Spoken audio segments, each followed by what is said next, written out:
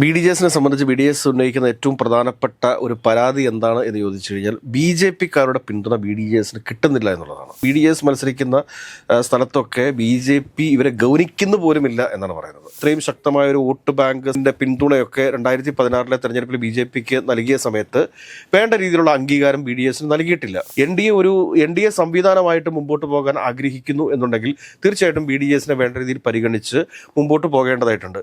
BJP ചില അംഗീകാരങ്ങൾ തുഷാർ വെള്ളാപ്പള്ളിക്ക് നൽകാൻ വേണ്ടി പോകുന്നു എന്നാണ് നമുക്ക് മനസ്സിലാക്കാൻ വേണ്ടിയിട്ട് സാധിച്ചിട്ടുള്ളത്. ബി.ഡി.ജെ.എസിനെ എൻ.ഡി.എ സഖ്യത്തിൽ നിന്ന് പുറത്തേക്ക് വിടാനായിട്ട് ബി.ജെ.പി ഒരിക്കലും ആഗ്രഹിക്കുന്നില്ല. നമസ്കാരം. തദ്ദേശ സ്വയംഭരണ സ്ഥാപനങ്ങളിലേക്കുള്ള തെരഞ്ഞെടുപ്പ് കഴിഞ്ഞതിന് ശേഷം തുഷാർ വെള്ളാപ്പള്ളിയും ബി.ഡി.ജെ.എസും അസ്വസ്ഥരാണ്. മുന്നണി വിടാനുള്ള സാധ്യത എന്തെങ്കിലും ഉണ്ടോ? ബി.ഡി.ജെ.എസിനെ സംബന്ധിച്ച് ബി.ഡി.എസ് ഉന്നയിക്കുന്ന ഏറ്റവും പ്രധാനപ്പെട്ട ഒരു പരാതി എന്താണ് എന്ന് ചോദിച്ചു കഴിഞ്ഞാൽ ബി.ജെ.പിക്കാരുടെ പിന്തുണ ബി.ഡി.ജെ.എസിന് കിട്ടുന്നില്ല എന്നുള്ളതാണ്. ഒരു മുന്നണി രാഷ്ട്രീയമാകുമ്പോൾ പരസ്പര സഹായത്തോടു കൂടി വേണം മുൻപോട്ട് പോകാനായിട്ട്. പക്ഷേ ബി.ജെ.പി മത്സരിക്കുന്ന പല സ്ഥലങ്ങളിലും ബി.ജെ.പിക്ക് ബി.ഡി.ജെ.എസിന്റെ പിന്തുണ ലഭിക്കുന്നില്ല എന്ന് പറയുന്നുണ്ട്. അതോടൊപ്പം തന്നെ ബി.ഡി.ജെ.എസ് മത്സരിക്കുന്ന സ്ഥലത്തൊക്കെ ബി.ജെ.പി ഇവരെ ഗൗനിക്കുന്നു പോലുമില്ല എന്നാണ് പറയുന്നത്. ബി.ഡി.എസ് മത്സരിച്ചിട്ടുള്ള എല്ലാ സ്ഥലത്തും ഇപ്രാവശ്യം തിരുവനന്തപുരം കോർപ്പറേഷന്റെ 4 സീറ്റുകളിൽ ഉൾപ്പെടെ ബി.ജെ.പിയുടെ വോട്ടുകൾ പോയിരിക്കുന്നത് മറ്റു പാർട്ടിയിൽപ്പെട്ട ആളുകൾക്കാണ് എന്നുള്ളൊരു വലിയ ആക്ഷേപമാണ്, അല്ലെങ്കിൽ ഒരു വലിയ പരാതിയാണ് തുഷാർ വെള്ളാപ്പള്ളി ഇപ്പോൾ ഉയർത്തിയിരിക്കുന്നത്. തുഷാർ വെള്ളാപ്പള്ളിയെ സംബന്ധിച്ചിട്ട് അദ്ദേഹം എൻ.ഡി.എയുടെ സംസ്ഥാന കൺവീനറാണ്.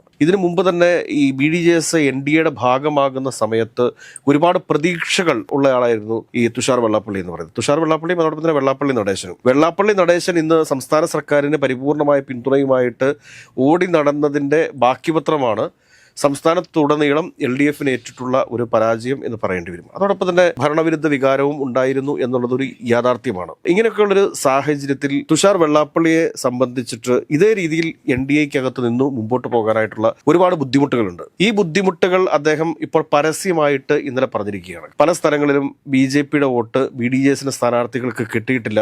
ശരിക്കും പ്രത്യക്ഷത്തിലുള്ള ഒരു അവഗണന BJPയിൽ നിന്നും BDJSന് ഉണ്ടാകുന്നു എന്നൊക്കെയുള്ള ഒരു വലിയ ആരോപണമാണ് അദ്ദേഹം ഉയർത്തിയിട്ടുള്ളത്. നമ്മൾ പരിശോധിച്ച് നോക്കുന്ന സമയത്ത് ശരിയാണ്. 2016 BJPയും BDJSും ചേർന്ന് ഒരുമിച്ച് മത്സരിക്കുന്ന സമയത്ത് കേരളത്തിൽ BJPക്ക് ഉണ്ടായിട്ടുള്ള ഒരു വോട്ട് വർധനമുണ്ട്. അതോടൊപ്പം തന്നെ BDJSന്റെ പല സ്ഥാനാർത്ഥികളും മികച്ച രീതിയിലുള്ള വോട്ടുകൾ നേടുകയും ചെയ്തിരുന്നു. ഇപ്പോൾ കുട്ടനാട് പോലെയുള്ള സീറ്റുകളിലൊക്കെ സുഭാഷ് വാസുവാണ് മത്സരിച്ചിരുന്നത്.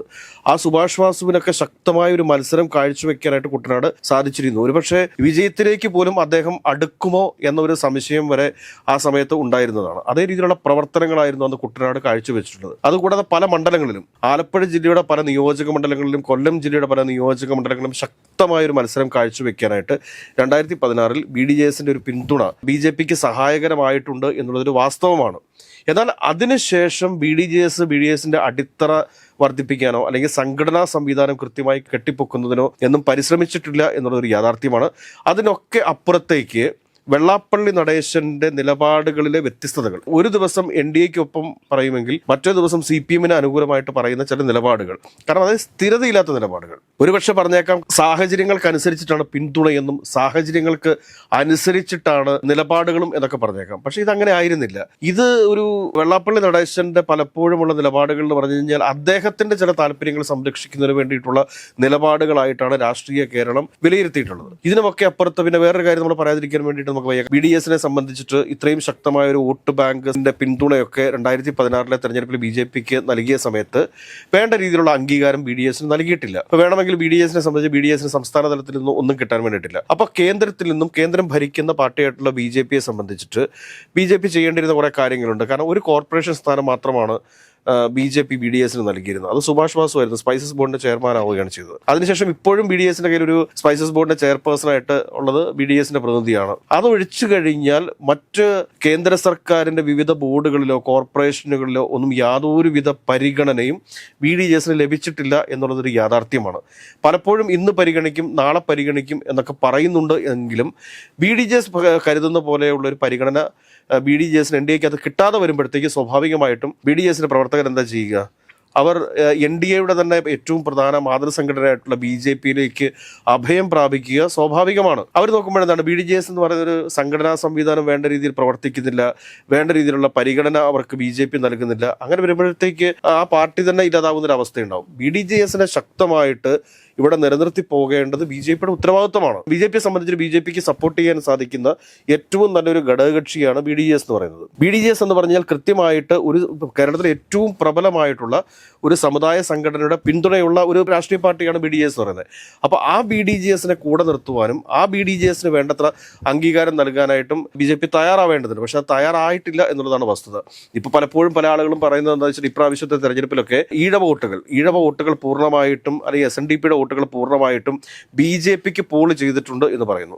അങ്ങനെ BJP അങ്ങനെ ഉണ്ടെങ്കിൽ വലിയൊരു മുന്നേറ്റം കേരളത്തിൽ കാഴ്ചവെക്കേണ്ടതാണ്. തിരുവനന്തപുരം കോർപ്പറേഷൻ ഒഴിച്ച് മറ്റ് പല സ്ഥലങ്ങളിലും BJPക്ക് തിരിച്ചടി ഉണ്ടായിട്ടുണ്ട് എന്നുള്ളതാണ് നമ്മൾ ഈ സ്റ്റാറ്റിസ്റ്റിക്സ് എടുത്ത് വെച്ച് നോക്കുമ്പോൾ നമുക്ക് മനസ്സിലാവുന്നത്.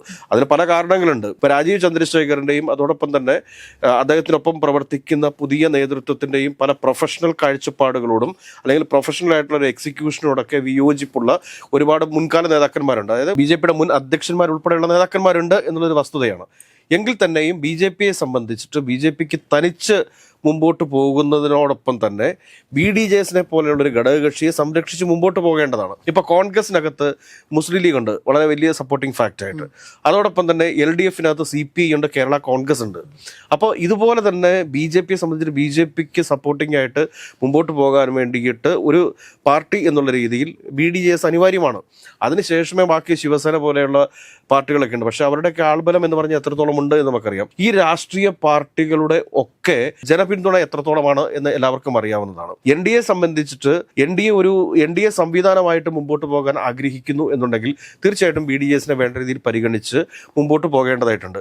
എനിക്ക് തോന്നുന്നു ഇതിന്റെ ഒരു കാര്യഗൗരവത്തെക്കുറിച്ച് കൃത്യമായിട്ട് തന്നെ രാജീവ് ചന്ദ്രശേഖർ കേന്ദ്ര നേതൃത്വത്തെ അറിയിച്ചിട്ടുണ്ട്. സുരേഷ് ഗോപി ഉൾപ്പെടെയുള്ള നേതാക്കന്മാർ ഈ വിഷയത്തിൽ ഇടപെടും എന്നാണ് നമ്മൾ മനസ്സിലാക്കാൻ വേണ്ടി സാധിച്ചിട്ടുള്ളത്. അപ്പോൾ ഒരുപക്ഷെ ഇതിനകത്ത് സംഭവിക്കുന്ന സാധ്യത എന്താണെന്ന് വെച്ച് കഴിഞ്ഞാൽ വർഷങ്ങൾക്ക് മുമ്പ് നമ്മൾ പറഞ്ഞു കേട്ടതാണ് തുഷാർ വെള്ളാപ്പള്ളി ഇപ്പോൾ രാജ്യസഭയിലേക്ക് എത്തുമെന്ന്. പക്ഷേ ഇതുവരെ അദ്ദേഹം എത്തിയിട്ടില്ല.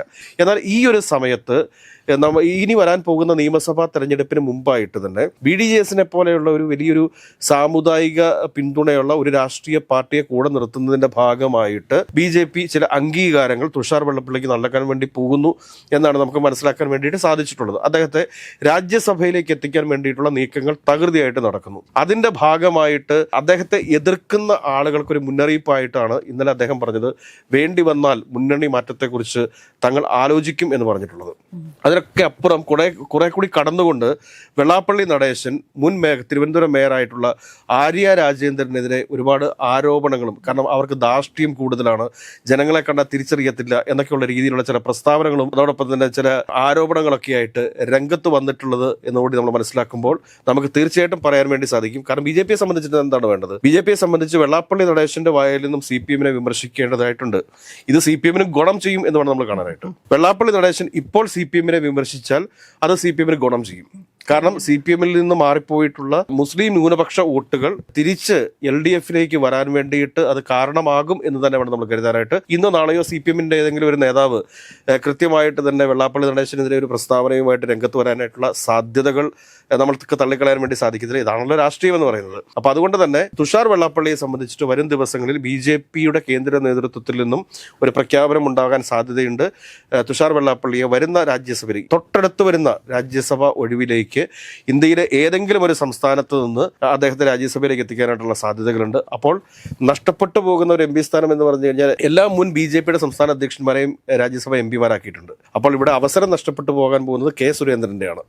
തുഷാർ വെള്ളാപ്പള്ളി രാജ്യസഭയിലേക്ക് പോകുന്ന സമയത്ത് K സുരേന്ദ്രന് ആയിരിക്കും നഷ്ടമുണ്ടാവുക. അദ്ദേഹത്തിന്റെ വലിയൊരു മോഹമാണ് MP ആവുക എന്നുള്ളത്. ആ ഒരു സ്വപ്നം അല്ലെങ്കിൽ ഒരു മന്ത്രിയാവുക എന്നൊക്കെയുള്ളത്, ആ സ്വപ്നം ഇവിടെ പൊലിയാനായിട്ടുള്ള സാധ്യതകളാണ് നമ്മൾ കാണുന്നത്. ഏതൊക്കെയായാലും BDJSനെ NDA സഖ്യത്തിൽ നിന്ന് പുറത്തേക്ക് വിടാനായിട്ട് BJP ഒരിക്കലും ആഗ്രഹിക്കുന്നില്ല. BJPയുടെ കേന്ദ്ര നേതൃത്വവും ആഗ്രഹിക്കുന്നില്ല. അതുകൊണ്ട് തന്നെ തുഷാർ വെള്ളാപ്പള്ളിയുടെ എല്ലാ പരാതികളും പരിഹരിച്ച് തുഷാർ വെള്ളാപ്പള്ളിയെ കേന്ദ്ര സർക്കാർ രാജ്യസഭയിലേക്ക് എത്തിക്കും എന്ന് തന്നെ വേണം നമ്മൾ കരുതാനായിട്ട്.